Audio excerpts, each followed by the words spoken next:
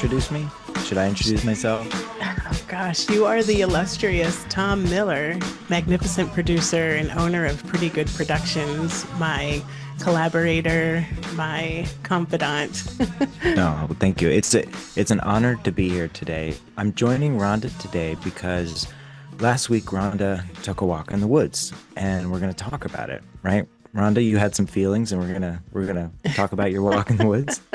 We are. Yeah, and I think it was like January, and the production team was meeting, and we started to talk about Black History Month and what we maybe should cover. And I think you felt a little itchiness about it. I think is the way you put it. Is that right? That's right. I did. It was, I guess it was the beginning of the year, it was January, and we were thinking about as a production team, like, what are we going to do for Black History Month was the question we had. And you were like, I think I need to think about this, y'all. So I'm gonna go to the woods and I'm gonna reflect. And I'm gonna go out there, I'm gonna take my selfie stick and I'm gonna talk and I'm gonna reflect. And we all thought that's a great idea. We'll get the bird noises and the wind noises. And so kind of a real life exploration out there in nature.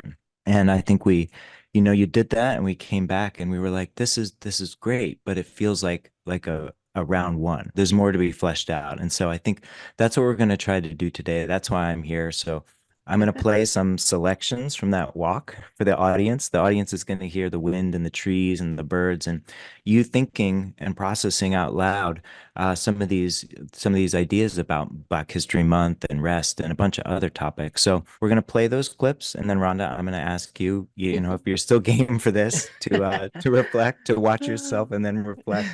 Are you still up for it? I am here. Okay, this is gonna be fun. Let's do So this, Tom.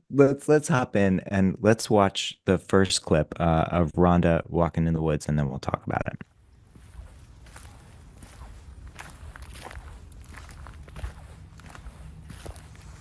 Hi, everybody. I am your host, Rhonda Lee Chapman, and this is People, Nature, Big Ideas. It's just the beginning of February. I am here in one of my favorite city parks in Washington, D.C., Fort Sokol Park. It's a National Park Service property, and it's in Southeast D.C. It's a beautiful day. I just wanted to invite you to go on a walk with me. This is going to be a different episode. This is going to be kind of some of my reflections being outside. It's February, it's Black History Month, so I want to share some of my thoughts about that too. So let's go ahead and take a walk, shall we? All right. I got together with my production team at the start of the year so we could talk about what our visions were for 2024. It's a big year across the country, across the globe, certainly inside my organization at Trust for Public Land, maybe even on some personal levels. And as we were thinking about increasing our cadence for this year, we're going to have an episode released each month, and it's going to take a lot of good organization, a lot of good planning. And when we got to February, we thought, what should we do for Black History Month? And I felt something inside of me kind of get a little bit uncomfortable. And I realized that that discomfort around what I kind of perceive as the obligatory nod towards this one short dedicated month to the history of Black Americans or African Americans here in the United States. Man, I just thought, do I have to? Do we have to? And I was kind of grappling with a feeling of being stuck. So I'm gonna leave it there for now, Rhonda, and talk to me a little bit about that uncomfortableness that you were talking about when it comes to Black History Month, as a thing. What's going on for you there? So it seems that, gosh, you talk to any growth development or any psychologist or psychiatrist, they always ask us to go back to our childhood and our most formative years. And I think that since I was a kid, on the one hand, I was happy about Black History Month because it meant that I was special. It affirmed that I was special no matter where I went. And I would have these images in my mind that when I would go out to places during the month of February, I was supposed to shine, right? Like people were supposed to be excited when they saw me because this was a month that was dedicated to me and my family and all the Mm, people in my church and the mm, like. But I think there is a part of me that has a little bit of that tension that I expressed. It's kind of rooted in growing up in a predominantly white neighborhood and school system in the DC suburbs. And while it was, one of the better performing school districts in mm, the DC metropolitan area and certainly on in the mid-Atlantic coast, um, I was one of very few youth of color. And so most of my teachers were white or certainly not black and certainly not a person of color. And there was always this tension around kind of performance. There was this expectation that I was going to be like the 10 black leaders that we learned the history about. We always had the kind of watering down of Sojourner Truth and Harriet Tubman and all of mm, these people that I want to align my ancestry with. And there was always this thing about Blackness and what Blackness looks like and what it is and was it what it isn't and how it was defined by people that weren't even of that racial makeup. There was this experience around tokenization, there was this kind of an othering. So on the one hand, I was really happy that here was this month where I was supposed to be a superstar just by virtue of, my ancestry, my heritage, my blackness. But then mhm, at the same time, that was also when I got pulled aside, when it was all of a sudden, even at 10 years old, I was supposed to be this expert on all mm. things black. And then I would get really flustered because my retention for these historical figures and dates and timelines, Ooh. I was so challenged by it and I would just Mm, freeze. I couldn't mhm, retain it. And then I would question myself, does that mean that am I really as black as I'm supposed to be? So I had a lot of like internalized oppression, frankly, that was mhm, happening at the hands of and through the experience of growing up in a community where I wasn't really able to be my full self in a way that was safe. And I think that is just something that has stuck with me. And I've seen it in my adulthood too, where I've got some beautiful friends and colleagues that went to HBCUs. I did not go to a historically Black college or mhm, university. I went to what we call a PWI, a predominantly white institution. And even in that conversation, there is a level of judgment around Blackness. And so I think for me, the reason why I freeze is because I'm still working through, I guess, gosh, my own insecurities, for lack of a better term. I don't want to use the word trauma because I think that's a very delicate and important word that needs to be respected in a certain way. So I don't want to overuse that, but there are mhm, some unresolved issues that I have. mhm. And Yeah. so So when the now production team is like, "Hey, Rhonda, let's do some about Black history," all these things are going through your head at once all and in of your these body. things. Yeah. Totally. Like, am I going to get it right? Yeah, I Hmm. am inevitably, I'm going to miss somebody. I'm going to inevitably miss something. And that pressure that maybe I apply to myself, maybe nobody is responsible for that, to get it right feels challenging. And then there's also the frustration around, here we go, is this annual event. And it's Hmm. in some instances, and particularly now at this stage in my life, it's sometimes offensive. So I think that's why I had the tension, Tom. Yeah, there's a lot going on there. So we're gonna play another clip where you dig into this a little bit more, and so let's go to that clip now, and then let's talk a little bit more.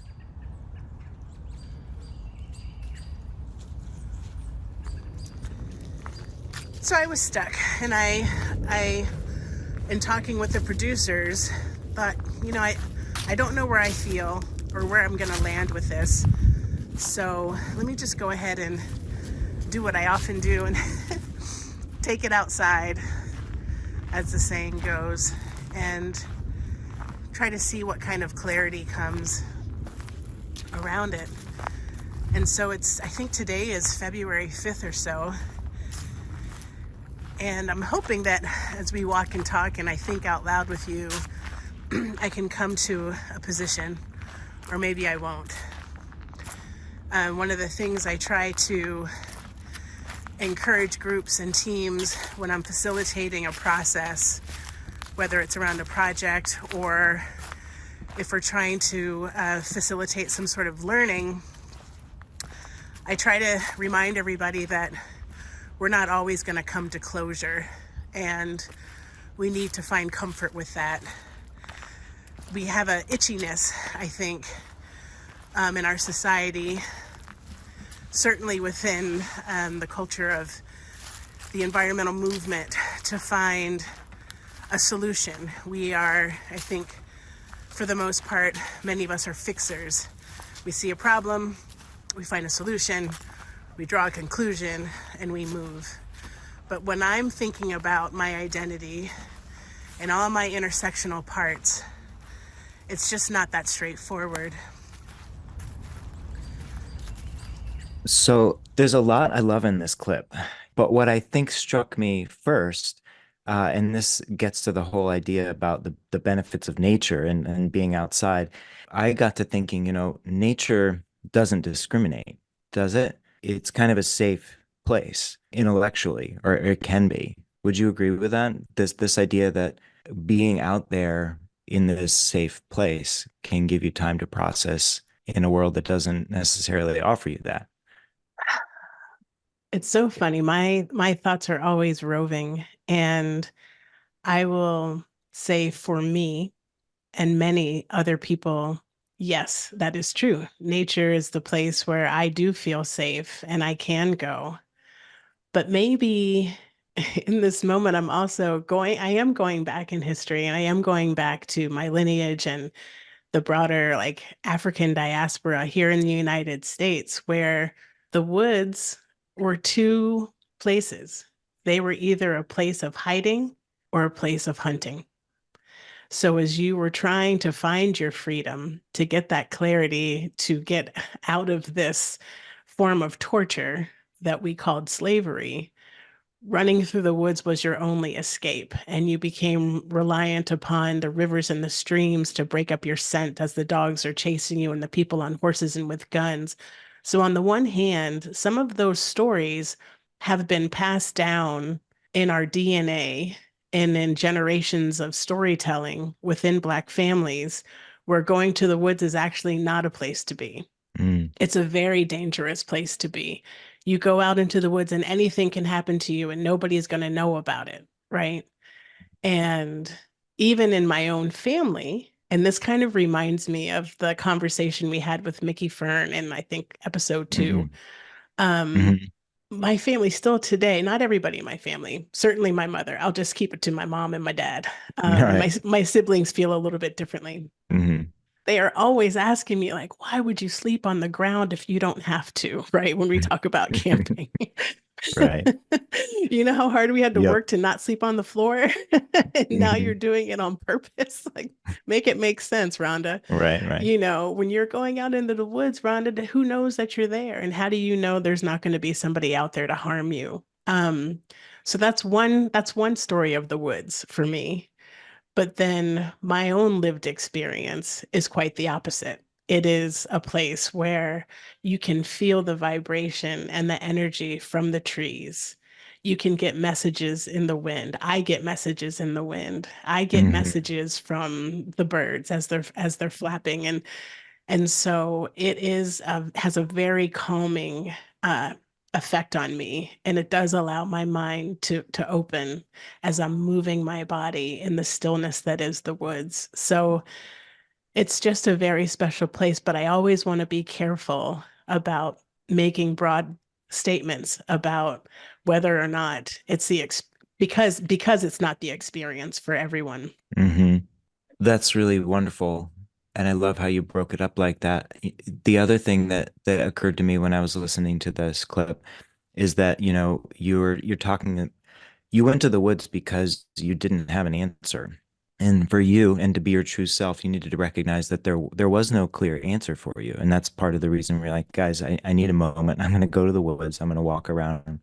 And because these issues are nuanced, and you're going to step back, you're going to confront that itchiness you're talking about, and you in this clip you talk about that itchiness, our desire to seek solutions and closure. And if we maybe can talk about TPL and the context of their work, and them and you all devising solutions that are meaningful to the people you work with, it might require that folks get a little bit itchy, right? That's certainly true. We do a lot of work around community forests. We do a lot of work around even urban forestry. We talk a lot about climate change impacts and our connection with nature and the trees as a solution. And when we go into communities, we have to really hear what their stories are so that Mm, we can just be really clear about what we're doing, why we're doing, who we're doing it for, and making sure that the cultural dynamics of a designated location are taken into account when we are, raising funds, hmm when we're programming, when we're going to have an episode coming up that's really fresh on my mind where we're talking about accessibility in a different way. There's a park up in Cleveland, Ohio, that is currently a motorized ATV trail, which turns out to be kind of harmful for the environment and certainly disruptive for the neighborhood that surrounds it. So there's this effort to transform that ATV trail into a mountain biking trail and a walking trail where folks can actually access it safely, have more relationship and contact with that space. And so we're always looking for, and the reason why that's happening is because the community has asked for it. So mm, from the community's cultural context, we want to be responsive to that. So there's like a myriad of ways. And then in other instances, when we'll have another episode on this too, when we're talking about hmm community forestry on indigenous lands and preserving those spaces for indigenous economy and mm, for cultural preservation and resilience in those spaces. So we are always interacting with with the trees. We're always interacting with these open spaces, but also in the urban context too. But we have to be mm, really malleable and adaptable to whatever it is the community is asking for so it reflects their collectivism. mm. I love that. So let's move on to our next clip, and this will get us back a little more to the topic of Black history Okay. specifically. I previously had been thinking about the juxtaposition between recognition and erasure, and the reality that you can't always depend on others to see you in your fullness if you're not there to present yourself. Or, in other words, like if you're not sitting at the table, or if you didn't build the table, if you didn't bring your own chair to sit at the table,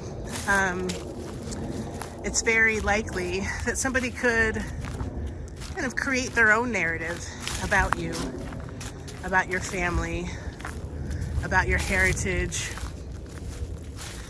And so there's a responsibility, I think, sometimes that I feel that I have to make sure that I'm in all these spaces so that I can bring my voice forward that might be resonant with some other folks who think like me and who look like me and who feel like I do.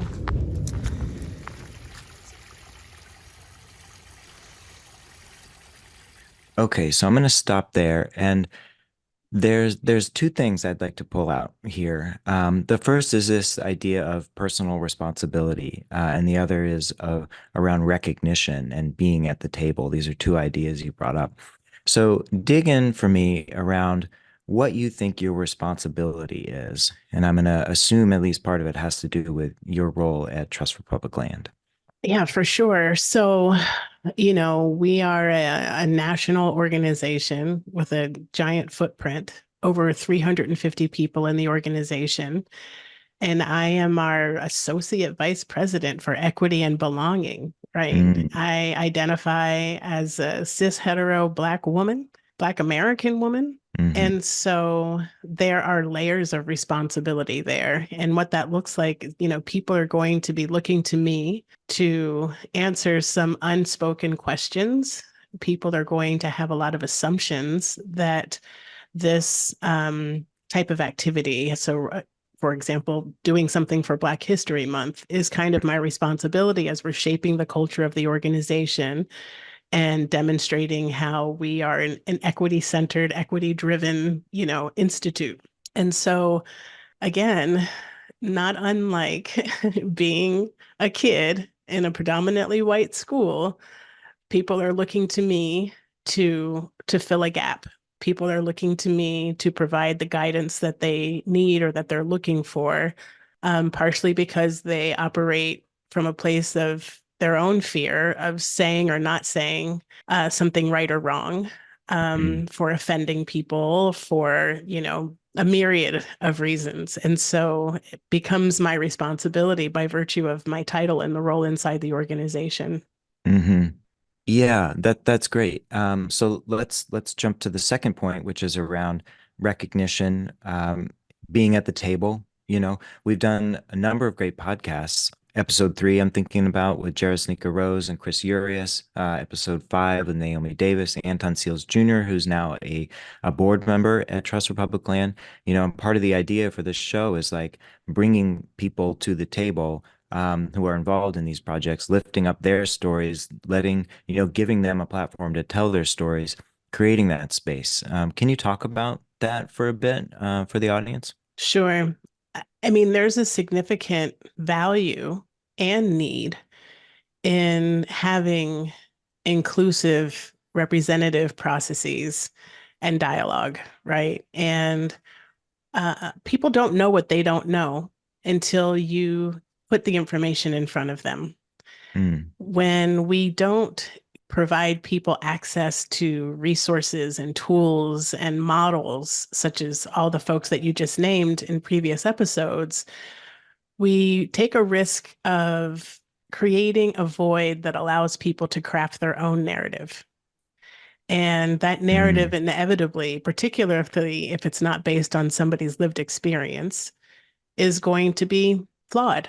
It could actually be more than flawed. It could be dangerously wrong, mm, dangerously inaccurate. And so, because we have so much to share and we have so much to celebrate, we also have a lot to teach. And it's important in most instances to, have these folks sitting in the room to share their stories. And I think about collectivism all the time. I think about ecosystems. We are all parts of a grand ecosystem, and you can go into this portal where the ecosystem can just be about nature, and then we can expand out, and then we think about the humans involved in that natural ecosystem, and then we can expand and zone in. So there's this breathing kind of mm, opportunity where we're all connected. We're all interconnected. But once you break that link or once you break that connection, the system no longer functions. And so that means that we need to bring folks who are intentionally and politically overlooked, under-resourced, under-invested in, so that that link can be mended, or that we mm, can secure that link and prevent it from being broken. And so having this platform with the podcast is an attempt to kind of ensure that that link stays strong and that we can all, build on that ecosystem. We can all have a mindset of collectivism and mm. recognize the dependence that we have on one another. I love that. I love that. And I'd like to point people to episode 5, especially with Naomi and Anton, talking Mhm. about that collectivism and how TPL is supporting that as well. So let's go over to clip 4, and I know this next one is especially important for you. So I was thinking about nature, as I often do, and I was thinking about the genesis for this podcast, this People, Nature, Big Ideas. And it started about a year ago. And I think in this instance, I want to say the big idea, it's actually not my idea alone, but it's the promotion of rest. So I'm going to stop there. It's a short clip. Rest, Rhonda. Speak on it. Well, it's funny. The idea behind this podcast, which, kind of happened in a conversation with our other co-producer, Vanessa Martin, who's with TPL. It was partially conceived of as a place of rest for me. We in our organization work so incredibly hard, and there are moving parts all the time, and we really need to show up with all our fullness. And for me, the podcast offered a different space in my brain. It was an idea to bring inspiration and the opportunity to lean into the brilliance and the dedication of other people. And when I'm having these podcast conversations, or even just, thinking about our plans moving forward for future episodes, I get to sit in the passenger seat, and I get to let the other folks, let the guests take me and all of our listeners on a journey. And that feels like a place of rest. That is a place of, as I said, like true inspiration. And it's also collectivism, right? It doesn't matter what my title is. It doesn't matter, the power and the reach that our organization has. It's really, again, about that ecosystem, and that collectivism, that ecosystem, that village mentality and mindset is very much a part of my heritage. And it's this notion that it's actually not even a notion, it's a belief that when we all make our contributions and we pitch in together, doing so gives us an opportunity to actually rest. It alleviates some of the pressures and the stresses and the exhaustion. And that's better for everybody, right? It's giving ourselves a timeout. I'm going to put myself on a timeout and know that there is no threat to my security, my safety, my job, my community. And if we're able to kind of have that as more of a practice, we're observing a really interesting movement that's been happening since the pandemic began. We started out with quiet quitting, right? Now we're seeing a huge momentum, particularly in, I think, European countries, around the 4-day work week and the 32-hour, work week. We're seeing, particularly in the nonprofit sector, people are moving away from vacation and sick leave and just having unlimited vacation because they trust that their staff is going to do what's right for the good of the organization as well as what's right for themselves. So that level of trust that is included in those types of behaviors is really essential to me. When you're building collectivism and ecosystems and community, it is about trust, and with trust comes rest. And so, yeah, that's really what it means to me. If we could just all give each other a little bit of a break to restore, to rejuvenate, we'd be surprised what happens for our collective well-being. I know I'm using that term a lot, but it's really heavy on my mind right now. So we're coming up on the end here, and this is the last clip that I'm going to ask you to reflect on. And I think appropriately, we're circling back to the topic of Black History Month. So let's give a listen. When I think about Black History Month, and we have these beautiful history stories, some of us have heard them countless times. Every year, at least for me, there are 2 new stories that I hadn't heard as we continue to unearth the incredible impact and influence and power that Black Americans and African Americans have had since we touched this soil of this country. Black history is also this moment. We don't always have to be in the rearview mirror. We need to honor it. We need to respect it. We need to play our homage to all of the greats and all of the lesser knowns. But I also don't want us to forget about the future when we think about honoring those who came before us, the shoulders, that we stand on, and all that good stuff. But as we're facing climate change and all of those devastating impacts of heat and flooding, and the way that they continue to displace and dislocate a lot of our communities as a result, we need to be thinking about many generations ahead. And so as I'm saying this, I think relegating Black History Month to just history feels too limiting. And I'm not very limited in my thinking too often. At least I don't think so. I know that I've got some areas that I need to work on. I know I've got some stubborn points for sure.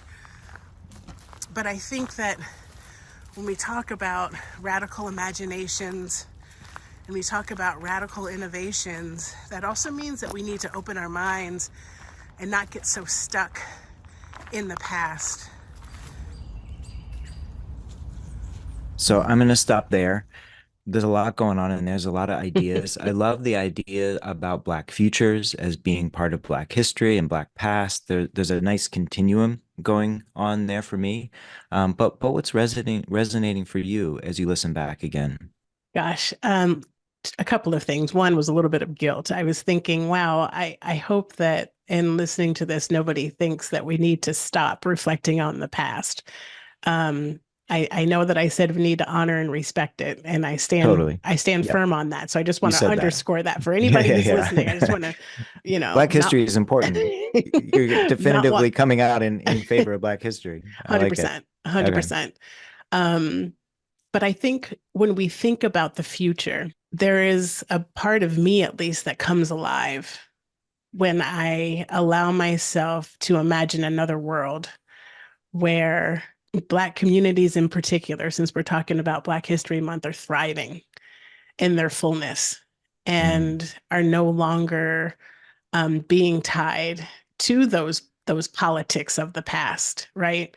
The extractive capitalism that founded this nation. Imagine a time where that's no longer going to be in the water, if you will.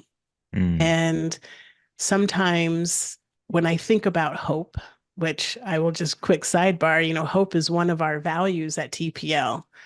It's a really important value to me and many others because it inspires action. It's not something that you can just sit back with wistfully and do nothing. When you have hope, it drives you forward. It propels you to new insights and new visions. And so if I think about my 26 grand nieces and nephews in my one family, right? The Chapman family is growing. Thank goodness for my nephews and my niece and all the amazing humans that they've brought into this world. When I think about the youngest one, who is just not even a year yet, I want her to be in a place where she is fully embraced in all of her greatness. I already know that she's great. And I know that she deserves a world that has clean air and clean water, right? And I want her, I'm going to be her ancestor, right? I'm going to be guiding her through these things. And I don't want to have to apologize for something that I didn't do. And so as we think about the fact that we're all right now, a future ancestor, it's like, oh my gosh, what? I love that. Yeah.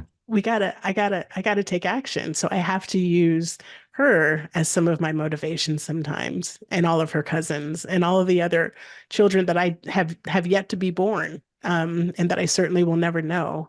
You are the future Black history. I am the future Black history. Wow. Future Black history. I love it. So I think that's a great place to leave our conversation. I think I'd like to take us out and go back to your walk to wrap us up. And the audience will get to hear a little bit more about an upcoming TPL event that is focused exclusively on Black History Month. So Rhonda, this has been really fun. Thank you for letting me sit a bit in the driver's seat in Black History Month. And it's been a lot of fun. Thank you, Tom. I'm really glad that you're here and that we're having this conversation. I feel really fortunate to have the support of my team at TPL to even have this podcast, because it doesn't come free.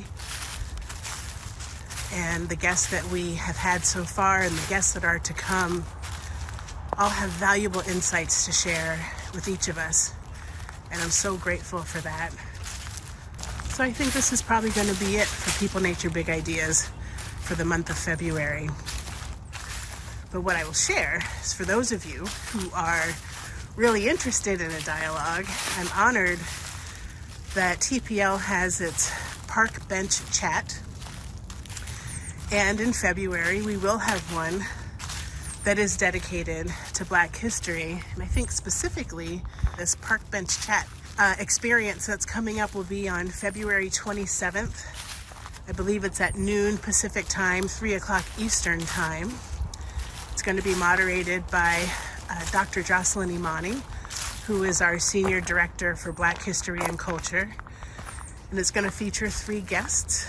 And it's going to talk about the cultural components of the Black experience around arts and music and the like. So I think it's going to be a fun conversation.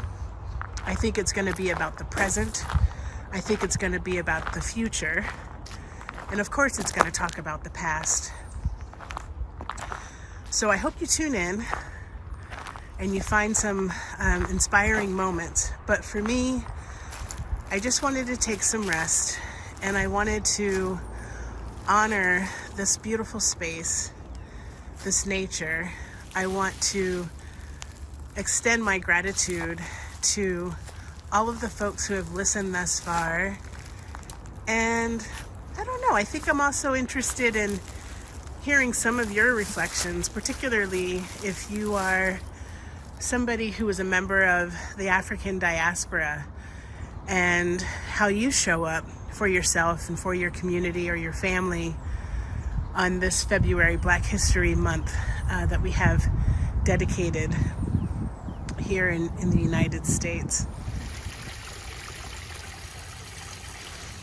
Thanks for going on this walk with me. Thanks for being a listener and a subscriber and a supporter.